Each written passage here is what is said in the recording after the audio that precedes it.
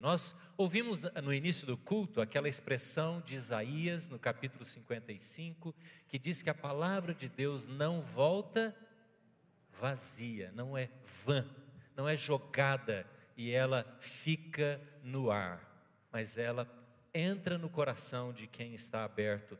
E o meu desejo, a minha oração nesta noite tem sido para que você e eu, nós estejamos abertos para receber a palavra de Deus e alguma coisa do Espírito Santo venha de revelação para o seu coração, amém?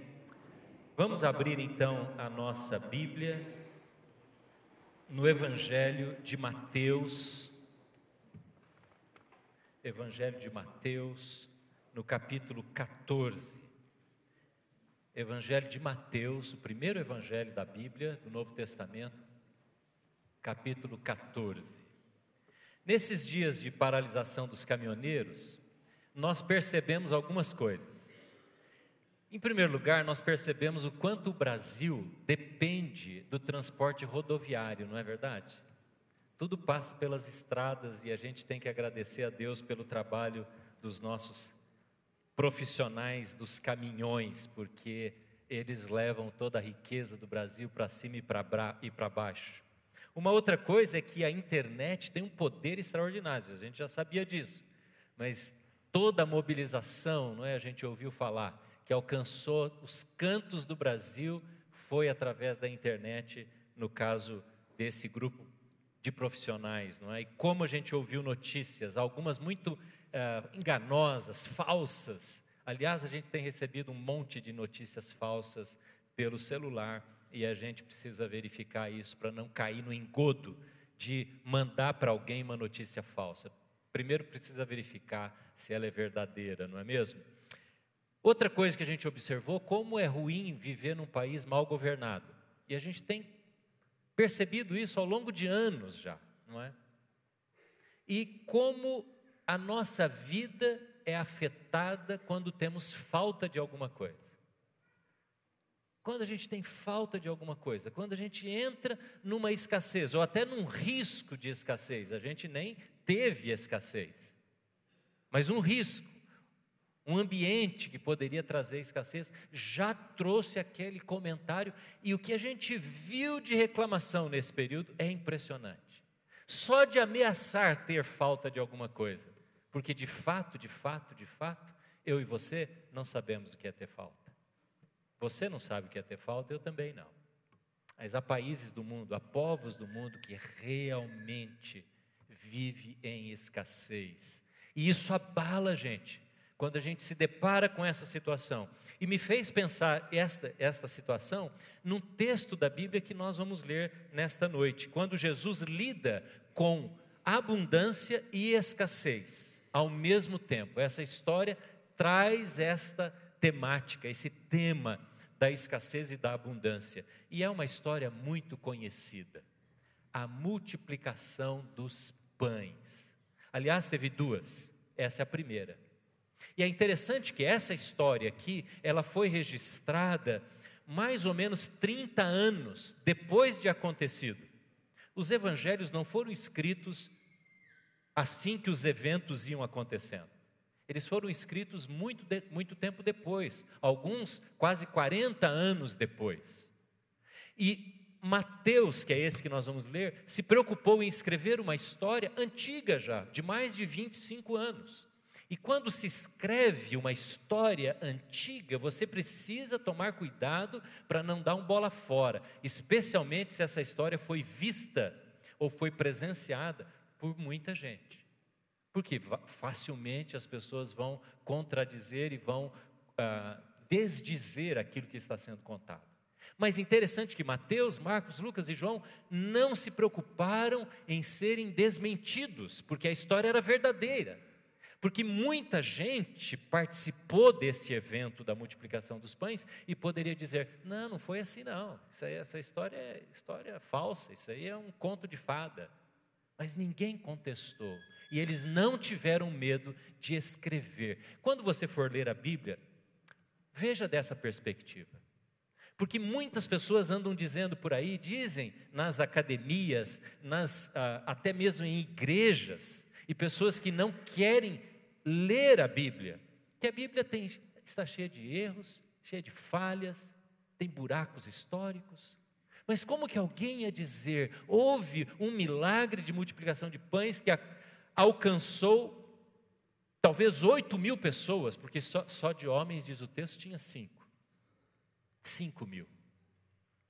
E eles escrevem, sem medo algum de serem contestados por aqueles que participaram, que estavam lá naquele vilarejo. Então, é assim que a gente se apresenta diante desse texto. Vamos ver uma história fantástica, extraordinária, de um milagre espetacular, que você conhece, já ouviu, mas eu espero que hoje a gente extraia dessa história princípios para a nossa vida na abundância ou na escassez, amém? Vamos então ler o texto, Mateus capítulo 14, versículo 13 em diante. Ouvindo o que havia ocorrido, Jesus retirou-se de barco em particular para um lugar deserto. As multidões, ao ouvirem falar disso, saíram das cidades e o seguiram a pé. Quando Jesus saiu do barco e viu tão grande multidão, teve compaixão deles e curou os seus doentes. Ao cair da tarde, os discípulos aproximaram-se dele e disseram: este é um lugar deserto e já está ficando tarde. Manda embora a multidão para que possam ir aos povoados comprar comida. Respondeu Jesus: eles não precisam ir, deem-lhes vocês algo para comer. Eles lhe disseram: tudo que temos aqui são 5 pães e 2 peixes. Tragam-nos aqui para mim, disse Jesus, e ordenou que a multidão se assentasse na grama. Tomando os 5 pães e os 2 peixes, e olhando para o céu, deu graças e partiu os pães. Em seguida, deu-os aos discípulos, e estes à multidão. Todos comeram e ficaram satisfeitos, e os discípulos recolheram 12 cestos cheios de pedaços que sobraram. Os que comeram foram cerca de 5.000 homens, sem contar as mulheres e as crianças. Essa história começa com essa seguinte expressão no versículo 13: ouvindo o que havia acontecido, Jesus retirou-se de barco, em particular, para um lugar deserto. Ouvindo o que havia acontecido, Jesus toma um barco, se afasta da multidão para um lugar deserto e se esconde. E o que é que tinha acontecido? O texto anterior. Quando você lê a Bíblia, você precisa ler o anterior, o posterior, às vezes o livro inteiro, para entender o que aquela história, aquele versículo está ensinando. O que havia acontecido? João Batista havia sido decapitado. Houve uma festa no palácio de Herodes, não aquele que queria matar Jesus quando era bebê. Já havia outro Herodes.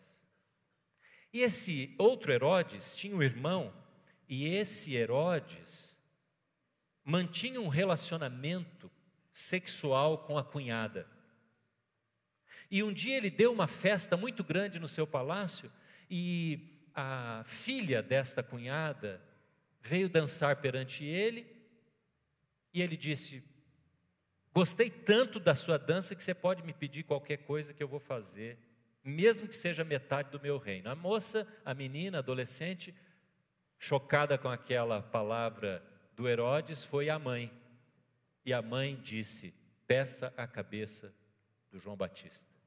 Porque João Batista estava denunciando o pecado no palácio, a imoralidade, a injustiça, a maneira como o palácio estava dirigindo e a nação, influenciando a nação e cometendo as injustiças sobre Israel. E João Batista era um pregador, um profeta que manifestava a sua voz contra os palácios. Então é assim que João Batista morre. Termina a história de João Batista no versículo 12, dizendo: os discípulos de João Batista foram enterrar João Batista E logo depois do enterro, foram 100 quilômetros procurar Jesus, para contar a Jesus. Jesus era primo de João Batista, a gente não pode se esquecer disso. João Batista havia sido o precursor de Jesus, o anunciador da vinda de Jesus. João Batista era um profeta amado por Jesus, chamando o povo ao arrependimento. Então eles vão contar a Jesus, e Jesus ouve a notícia, aquilo cai como uma bomba na sua cabeça, o seu coração se entristece, ele deixa a multidão e vai procurar um lugar sozinho. É nesse contexto que vem a história deste milagre. Enquanto o palácio vive em abundância, o povo está na miséria. E em Provérbios está cheio de versículos que falam como uma nação geme quando os seus governantes são ímpios. O que estava acontecendo era isso. E essa multidão que ouve, que está atrás de Jesus, que ouve vê os milagres e ouve as mensagens, vai procurar Jesus. E eles dão a volta no lago do Mar da Galileia, chamado mar, mas é um lago, você sabe. E eles vão e encontram Jesus. E de repente Jesus não está mais sozinho e ele tem que atender a multidão. E diz o texto aqui, nós lemos, ele cura, ele fala, ele faz milagres, ele atende, porque ele vê pessoas que carecem da sua misericórdia. Porque ali há escassez, há pobreza. Aquele povo que está sendo oprimido pelos palácios romanos estabelecidos junto ao povo de Israel. E Jesus olha para aquelas pessoas com misericórdia e trata delas. E aí então vem a história da multiplicação dos pães. Amados irmãos, nos constrange ver, ouvir as notícias do que acontece na capital federal, não é verdade? Nós nos envergonhamos. Nós nos envergonhamos quando vemos numa mídia até internacional, no jornalismo internacional, comentários sobre o Brasil, e a gente fica corado de vergonha. Mas nós temos que entender e reconhecer duas verdades no que diz respeito aos nossos palácios. Primeiro, o palácio, e você está entendendo essa figura de linguagem que eu estou usando, nunca vai favorecer a igreja de Jesus, nunca. Na história da igreja, os palácios, os governantes, os dominadores injustos que surgiram na história sempre prejudicaram aqueles que quiseram ser discípulos de Jesus. Então a gente precisa ter essa lembrança, essa coisa na mente e julgar aqueles que ocupam os palácios. Nós vamos ter eleição daqui a pouquinho. O mesmo povo que colocou aqueles que nos governam em Brasília vai ter a oportunidade, somos nós, vai ter a oportunidade de reagir e dizer aquilo que queremos. Eu não estou fazendo propaganda política, longe de mim fazer isso na igreja, mas você e eu precisamos ter em mente a consciência da nossa responsabilidade. A segunda coisa que nós precisamos fazer é orar. Domingo passado eu falei sobre isso aqui. É orar. Antes de falar, é orar. Orar pelo nosso prefeito, está sentado ali no fundo. Orar pelos vereadores. Orar pelos governantes. Isso é responsabilidade minha e sua o tempo todo. Mesmo quando nós vemos as injustiças, os erros sendo cometidos. A intercessão é nosso dever e nossa responsabilidade. E Jesus, então, vai nos ensinar como é que nós lidamos com essa escassez e com essa abundância. Quais são as lições que nós tiramos dessa história? Em primeiro lugar, Jesus toma o que ele tem nas mãos. Há um momento em que os discípulos chegam para Jesus e dizem assim: Jesus, está ficando tarde, manda esse pessoal embora, porque assim vai dar tempo deles chegarem nos seus vilarejos e ainda proverem comida para a família. Não temos como alimentar essa multidão. Mas Jesus pergunta para eles o que é que tem por ali, e aí vem a notícia que um menino tem 5 pães e 2 peixes. E Jesus então ordena que seja trazido a ele aquela escassez. Você imagina a insignificância desse alimento perante tanta gente. Como é que Jesus lida com a escassez? Tomando nas mãos a escassez, o que ele tem. Irmãos, quando eu falo de escassez, eu não estou falando apenas da escassez material, financeira. Talvez você esteja vivendo até numa abundância, num suprimento assim muito bom, mais do que o necessário do ponto de vista material. Mas eu estou falando também da escassez relacional, da escassez de amor, da escassez no casamento. É tão fácil quando a gente vive escassez fazermos como os discípulos fizeram. O que os discípulos disseram para Jesus? Manda esse pessoal embora, porque não dá para viver nessa escassez, não tem como. A gente não gosta de viver em escassez. Eu não gosto e você também não. Quando as coisas vão ruim, por exemplo, na casa, no casamento, no relacionamento com as pessoas, às vezes dentro da célula, a gente diz: vou largar, vou abandonar, não tem como. Não é assim mesmo? É muito mais fácil mandar o pessoal para casa. Cada um se vira, cada um vive a sua vida. A escassez faz a gente se separar, faz a gente se desgrudar um do outro. E cada um tem que se virar e cuidar da sua própria vida. O que Jesus ensina é diferente. Tem escassez? Traz para perto o pouco. Traz para perto o pouco. Quando não está bem, aproxima. É a ação muito mais difícil. É antinatural fazer isso, mas estes são os valores do reino. É como que quando o Brasil está numa situação difícil, como está mesmo, isso é sinal aqui, da bênção, não é? Olha só. Não se incomode com ele não, viu? Deixa ele aí que ele vai se acomodar em algum lugar. Isso, abre essas janelas do fundo lá. Isso. Muito bom. Vai sair lá atrás. Isso. Ótimo.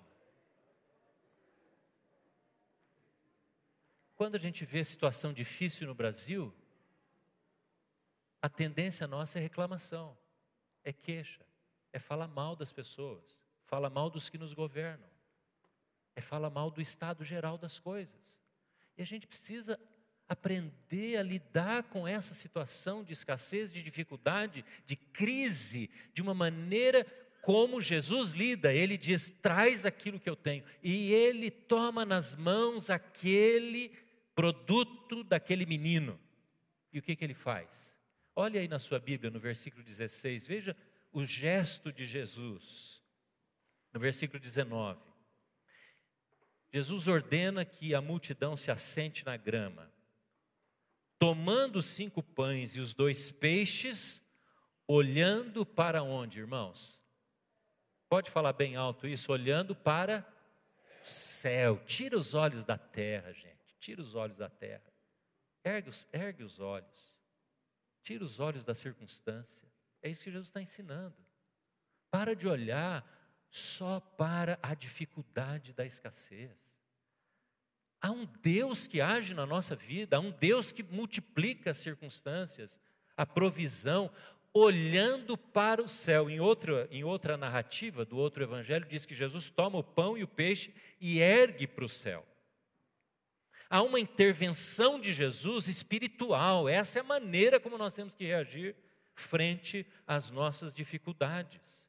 Ele conecta o material com o espiritual.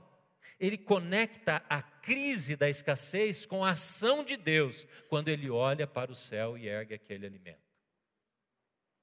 Não é assim que você tem que fazer e eu tenho que fazer também? Olhar para a dificuldade e dizer, há um Deus que age na minha vida, há um Deus que age na minha história, e Ele já agiu na história passada, e Ele vai agir hoje também nas nossas vidas, mas nós temos que ligar essas duas percepções, não negando a dificuldade, não enfiando a cabeça no chão, no buraco, não negando que há uma crise relacional, não negando que temos problemas em casa, mas dizendo, há um Deus e eu ergo para Ele esta escassez, essa situação, porque eu sei que Ele pode intervir. Você tem que crer nisso, irmão. É por isso que nós estamos aqui, para alimentar a nossa fé, para dizer, Deus, como é que eu faço para unir aquilo que é tão mundano, tão diário, tão do trabalho, com aquilo que é o teu reino. Venha o teu reino. É isso. Você quer ver um exemplo? O trabalho. O trabalho antes da queda era uma fonte de prazer. O trabalho era o prazer. Cuidar das coisas, não é? Que Deus havia criado lá no jardim, dava ao ser humano, dava ao homem e à mulher, Adão e Eva, o senso de propósito e a realização. Eles eram coparticipantes da criação com Deus. Só que aí vem a queda, o pecado. E o trabalho passa a ser o quê? Fonte de cansaço, fonte de suor, fonte de dor, fonte de estresse. Ele luta para manter um jardim, agora ele luta com as pragas daninhas. Para manter a criação, ele luta com a doença, com a dor. E aí então entra a razão do salário. Então hoje o que acontece? Nós, ao invés de termos prazer no trabalho, naquilo que fazemos, nós temos prazer naquilo que o trabalho gera para nós. A gente deveria se alegrar, não é? Se nós estivéssemos no paraíso, quando você pega a louça do domingo para lavar. Você lavou louça hoje ou não? Diz, ai, que delícia, nossa, olha, é tão gostoso lavar a louça do domingo. Hoje eu falei para a Jane, vamos deixar essa louça até umas 5 da tarde aqui na pia, não é? Que eu tenho a minha parte lá, não é? Tem que enxugar, guardar e tal. Não, vamos fazer já. Aquilo não me deu prazer nenhum. Nenhum. Eu queria terminar o jogo do Brasil. A gente pega o resultado do trabalho e acha que isso vai gerar alegria em nós. Exemplo, você recebe o seu salário, a sua aposentadoria, você vende, você negocia, você tem um lucro, e aí você se dá o prazer de gastar aquilo que você ganhou. Então você cria uma viagem, você programa um jantar, você programa um passeio, são coisas boas. Mas essas coisas não são aquelas que geram em nós alegria. Então você sai a uma compra achando que o resultado do trabalho, aliás, eu mereço, trabalhei demais, eu preciso, não é, distrair um pouquinho, eu preciso comprar alguma coisa. A gente acha que isso vai gerar alegria, contentamento interior. Mas nós nos esquecemos que estamos debaixo da queda e não há fonte de alegria a não ser em Deus. Então nós desconectamos. Agora nós achamos que o ganho do trabalho, o dinheiro que nós temos, se tivermos abundância dele, aí vamos ter alegria. Então, quando vem a escassez, o pouco resultado do trabalho, você trabalha, e às vezes o salário diminui, você olha e aquilo gera uma insatisfação, uma murmuração, uma irritação contra tudo e contra todos, e até contra Deus, porque nós não temos a nossa fonte de alegria e contentamento em Deus, mas sim na abundância,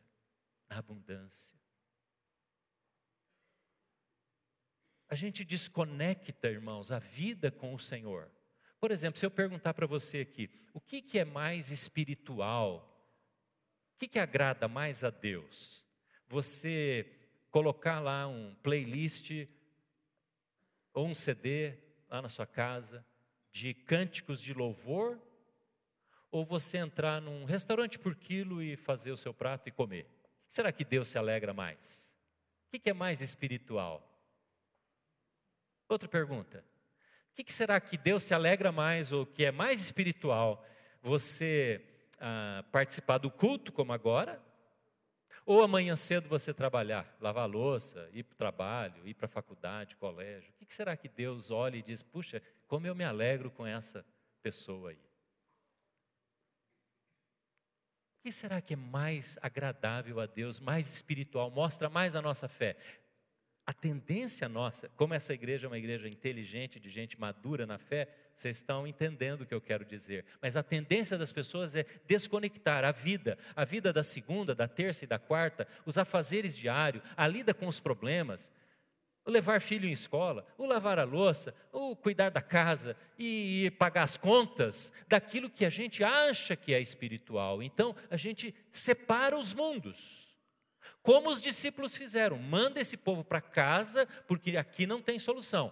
Isso é coisa humana, isso aqui é coisa de gente que precisa fazer comida.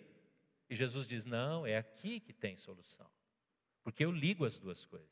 Eu pego a escassez, oro, entrego para Deus e dou graças por aquilo. Já pensou se você desse graças? Se nós dessemos graças, isto é, orássemos e agradecêssemos a Deus e louvássemos a Deus em cada situação que a gente tivesse que viver, seja das mais difíceis.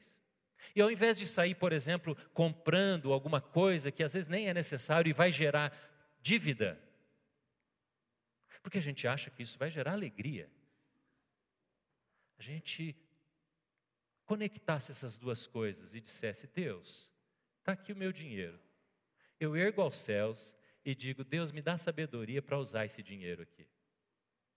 Talvez você não comprasse o que você iria comprar.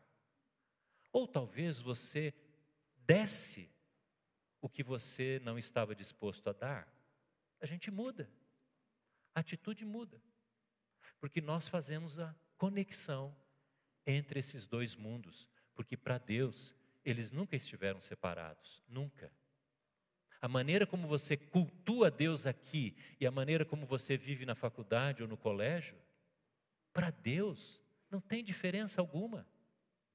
Ter uma multidão de esfomeados e carentes e necessitados sentados ali na barranca da margem daquele lago e fazer um milagre ou orar para Jesus é a mesma coisa. Então ele integra a vida, irmãos, ele integra.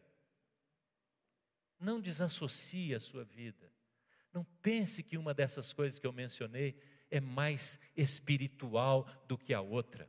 A maneira como você namora, como você trata os seus filhos, como você trata a sua esposa, o seu marido, como você trata o funcionário ou a pessoa que trabalha com você ou por você, é tão espiritual do que quando você pega a Bíblia para ler ou se ajoelha na beirada da cama. É isso que Jesus está fazendo ao integrar esses dois mundos. Então, em nós não deveria ter essa atitude de queixa. Eu odeio segunda-feira. Já ouviu alguém dizer isso aqui? Odeio segunda-feira. Eu odeio a minha classe. Odeio o meu professor. Ué, mas como? Odeio tal pessoa, odeio os governantes, odeio... Não, para, integra as duas coisas. Pega essas coisas e diz, Deus, nas tuas mãos essas coisas podem mudar. Amém, irmãos? Então, as tarefas, os afazeres, os compromissos, a maneira como a gente gasta o dinheiro, a maneira como a gente lida com as pessoas, às vezes sem gentileza, sem bondade, sem cavalheirismo. Você precisa agregar isso com a sua fé e com o seu relacionamento com o Senhor. Deus está tão preocupado com desvios alimentares do que Ele está preocupado que você leia a Bíblia. Ele quer que você leia a Bíblia. É a mesma coisa para Deus. Às vezes a gente acha que Deus não tem a ver com o mundo material. Deus tem a ver com peixinho e com pão, irmãos. Com gente faminta, com escassez. Deus tem a ver com todas estas coisas.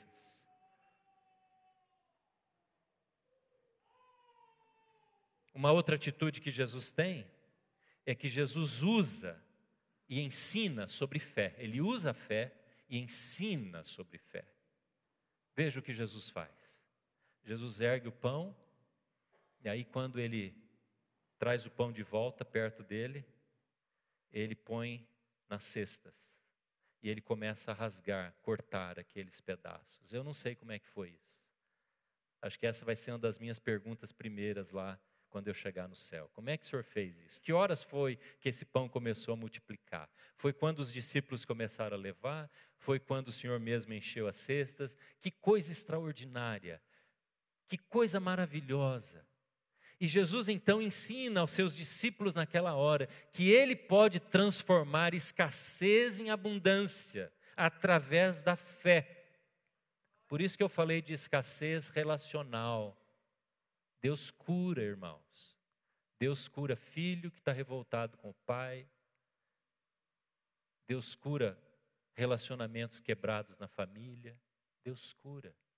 Não desista, não abra mão, espere, ore, peça a Deus. Há assuntos na nossa família, na família da Jane, que nós oramos há 30 anos. 30 anos pedindo, Deus converte, Deus muda. Afastamentos que aconteceram, que a gente ora, hoje mesmo de manhã oramos por um dos assuntos. Senhor, trabalha nessa situação. Isso é o exercício da fé. A fé não é apenas quando se recebe a bênção, é quando a bênção não vem e você continua colocando diante de Deus. É quando a multiplicação não chegou ainda. E Jesus, ele trata deste tema fé. Ele ora e começa a distribuir. Irmãos, Jesus dá. É interessante, eu fico pensando naquele menino que deu o pãozinho e deu o peixinho lá para os discípulos levarem para Jesus. Que coisa extraordinária. E você imagina, pensa nesse garoto. Ele devia estar ali, pescando na margem ali, eu não sei o que ele estava fazendo, levantando a comida para a família. Mas pensa nesse menino que, ao entregar para Jesus, vê aquilo se transformar num pão que alimentou 8.000 pessoas, talvez. Eu fiz a conta. 1 denário era o salário de um dia. Um dos discípulos, numa outra história, não nessa aqui, no outro evangelho, diz que precisava de 200 denários. Então você precisaria ter 200 salários de um braçal. Certo? 200 dias de salário para comprar pão para todo mundo. Esse foi o cálculo que os discípulos falaram. Por isso que eles queriam que Jesus mandasse embora. Se tivesse 200 denários, os livros dizem que daria uma porção de pão, um pão sírio, para cada pessoa. Talvez 2 pães franceses para cada pessoa que estava ali. E aquele menino vê o que ele deu se transformar num extraordinário milagre. Deixa eu falar um pouquinho sobre dar. A abundância de uma pessoa não pode ser medida por aquilo que ela guarda, por aquilo que ela tem, mas por aquilo que ela dá. Essa é uma lei espiritual, uma lei da palavra. A abundância não é medida por aquilo que você tem, mas por aquilo que você dá. Deixa eu falar uma coisa aqui sobre dízimo. Eu preciso falar isso para vocês. Por que a gente dizima? Por que nós pegamos 10% do nosso ganho e consagramos para a obra de Deus, exclusivamente para a obra de Deus? Você dá o dízimo por caridade? Você quer ajudar a igreja? Não faça isso. Essa é uma razão muito baixa, muito pequena, para a gente ofertar. A igreja, nenhuma igreja precisa de caridade. A obra de Deus não precisa de caridade. Não precisa de ajuda. Se a igreja tem, ela investe. Se a igreja não tem, ela não investe. Porque nós não precisamos dar caridade, dar ajuda para uma igreja. Não é esse o nosso propósito aqui. Será que o nosso propósito é, entre aspas, pagar? Como se fosse um serviço prestado pela igreja, a gente paga. Quando você vai lá no cabeleireiro, não é? Você vai no Lava Jato, sei lá onde, você paga o serviço realizado que te beneficiou, não é verdade? Bom, como a igreja cuida dos nossos filhos, não é? Como a igreja tem um ar-condicionado, como a igreja tem som e tem um lugar confortável, a gente paga aquilo que a gente recebe. Não é isso? Essa não é a razão por que nós contribuímos. Isso é pagamento de serviço. A igreja não presta serviço para nós. Ninguém aqui presta serviço para o outro. Nós servimos juntos uns aos outros. Isso é a igreja de Cristo. E nós não devolvemos em dinheiro aquilo que a igreja dá como serviço para os nossos adolescentes, para os nossos jovens, nossas crianças, ou etc.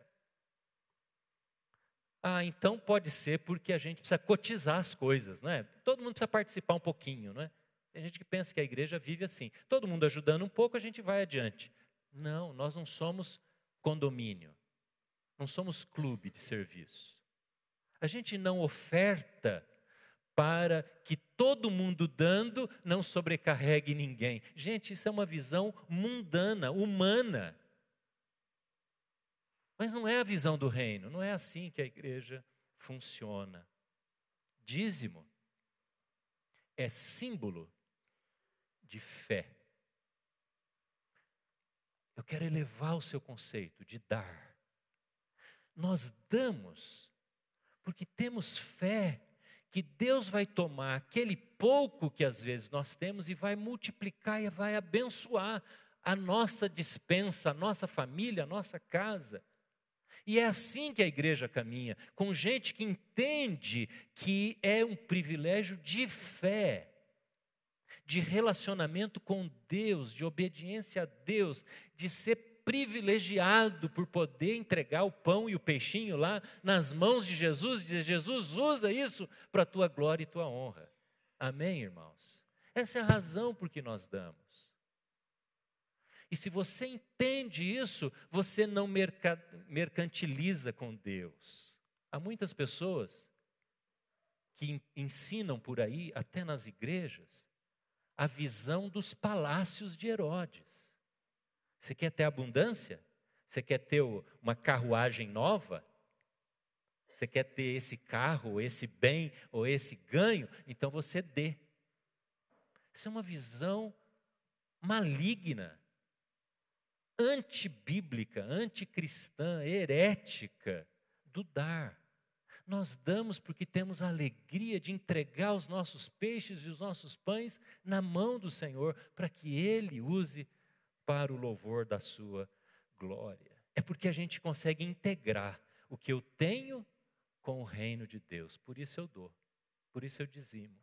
Eu quero incentivar você a fazer isso com a razão certa. Porque às vezes a gente pode até estar ofertando, mas com a razão errada, porque não conhecemos ainda as razões corretas para isso. Eu fico pensando se aquele menino tinha o dom da contribuição. Há pessoas que têm dons espirituais. Há uma lista de mais ou menos 30 dons na Bíblia, e um deles, sabe o que é? Dom de contribuir.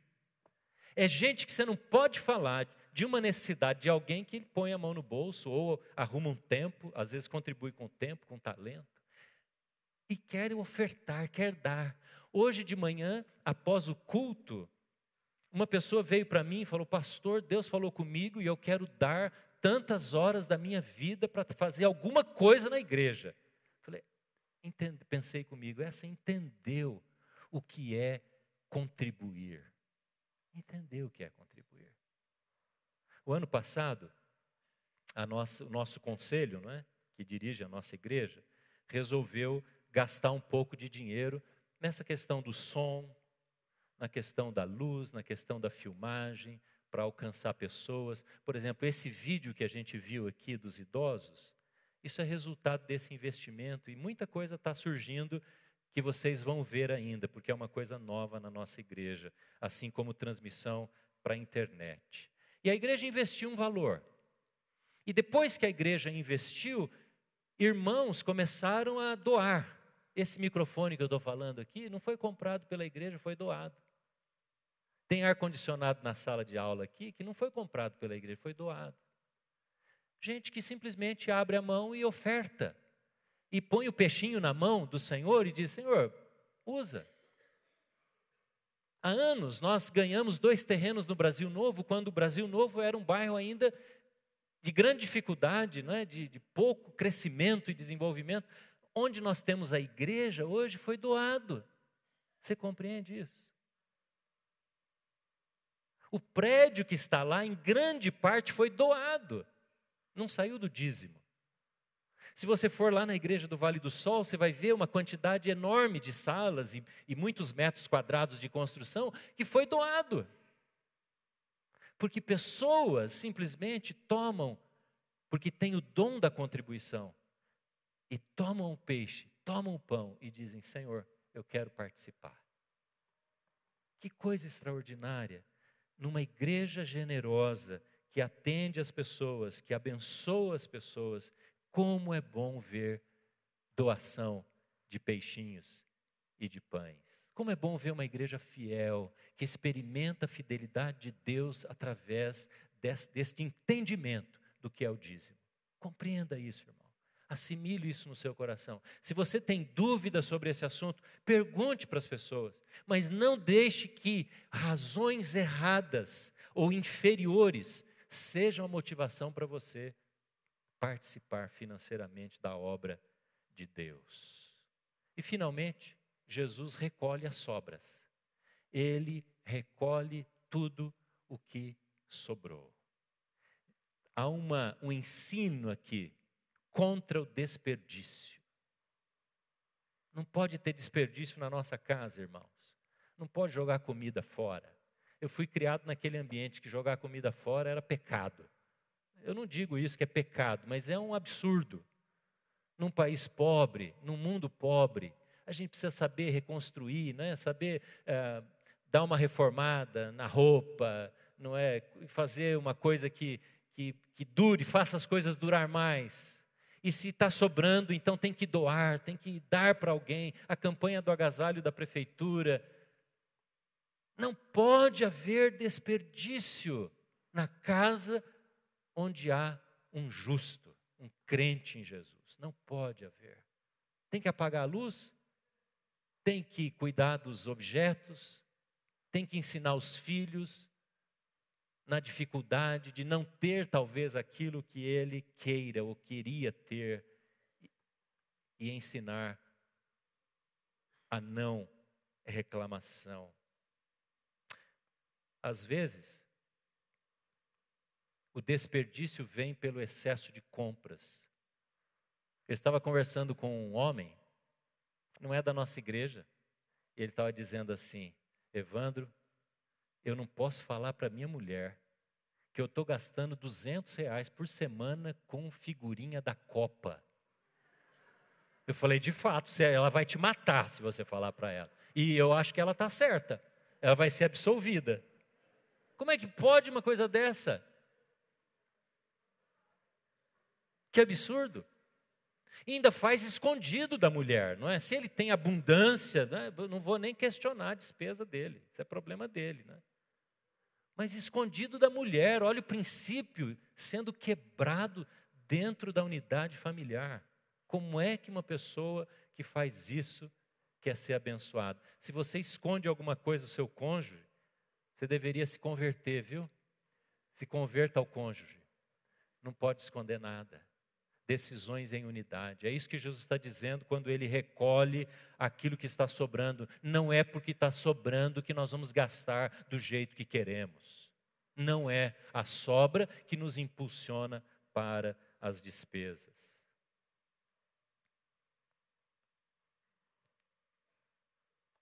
Dá para imaginar a cara dos discípulos, não dá?